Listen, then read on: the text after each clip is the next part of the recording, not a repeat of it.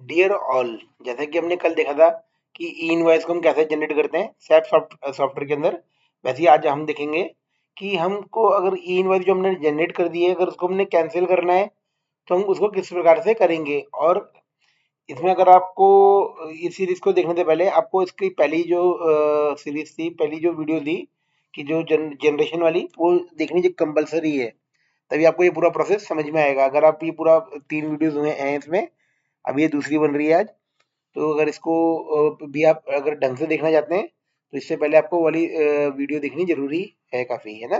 तभी आपको पूरा प्रोसेस कंप्लीट समझ में आएगा।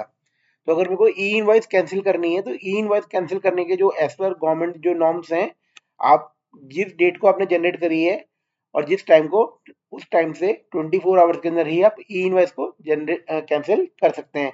आफ्टर 24 आवर्स जो है आप उसको कैंसिल नहीं कर सकते हैं किसी भी ई इनवॉइस को। लेकिन अगर आपने कोई डॉक्यूमेंट कैंसिल करना है, जैसे कि आपने मान लो किसी को पेनल्टी काटी दी, अब आप उसको आफ्टर 1 मंथ, 2 मंथ्स या 3 दिन बाद आपने डिसाइड करा कि नहीं इसको रिवर्स करनी है एंट्री को, तो आपकी ई इनवॉइस कैंसिल नहीं होगी, तो आप उसके लिए उसको क्रेडिट नोट के थ्रू भी आप रिवर्स कर सकते हैं, है ना? तो क्रेडिट नोट अगर आप किसी को जनरेट करते हैं तो उसका भी आपको ई इनवॉइस बनाना जरूरी है। तो अभी मैं आपको प्रोसेस दिखा रहा हूँ कि ई इनवॉइस को कैंसिल करने के लिए कैसे हमारे को क्या प्रोसेस फॉलो करना है एसएपी के अंदर।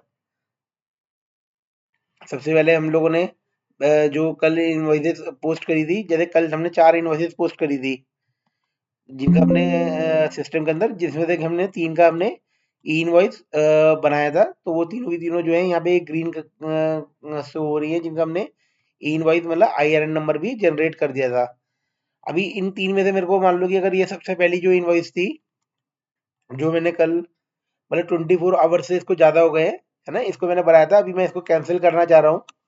तो जब मैं कैंसिल करने के लिए साइट पे जाऊँगा, मेरे को भी जीएसटी का कॉकपिट खोलना है, जिसके लिए सेम मेरे को प्रोसेस फॉलो करना है जो हमने देखा था पहले।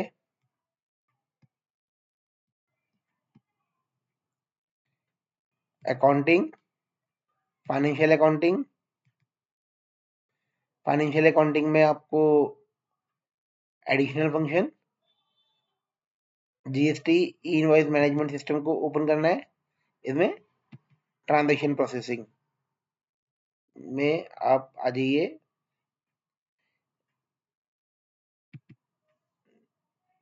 जीएसटी जैम कॉकपिट में आ गए हम। फिर हमने जहाँ पे जनरेट आईआरएन करा था उस वाले फील्ड पे हम क्लिक करेंगे।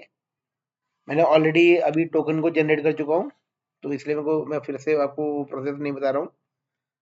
तो अभी मैंने यहाँ पे जो अकाउंटिंग डॉक्यूमेंट आ रहा है, मैंने इसको हटा दिया क्योंकि मैं इसमें कल मैंने जो इन्वॉइसेस जनरेट करी थी, वो वाली इन्वॉइसेस मैं देखना चाह रहा हूँ कि मैं आपको दिखाना चाह रहा हूँ कि जो इन्वॉइसेस जनरेट करी थी उनको मैंने कैंसिल करना है, तो क्या प्रोसेस फॉलो करना पड़ेगा। मैंने पहले ये पूरी की प्रोसेस यहाँ पे एग्जीक्यूट करके मैंने ओपन करी है। तो इसमें मेरा आ जाएगा कि मैंने कल जो है 4 इन्वॉइसेस जनरेट मतलब बनाई थी, जिसमें से 3 का मैंने आईआरएन जनरेट कर रखा है। मान लो मेरे को ये पहली जो इन्वॉइस है इसको मेरे को कैंसिल करना है, तो मैं इस एंट्री को सिलेक्ट करूंगा। जीएसटी ई इनवॉइस जनरेशन में जाके मैंने नंबर ऑफ एंट्रीज खोल ली हैं जो मैंने कल जनरेट करी थी, जिनमें से 3 का मैंने ई इनवॉइस जनरेट कर रखा था, जिनके आगे ग्रीन शो हो रहा है।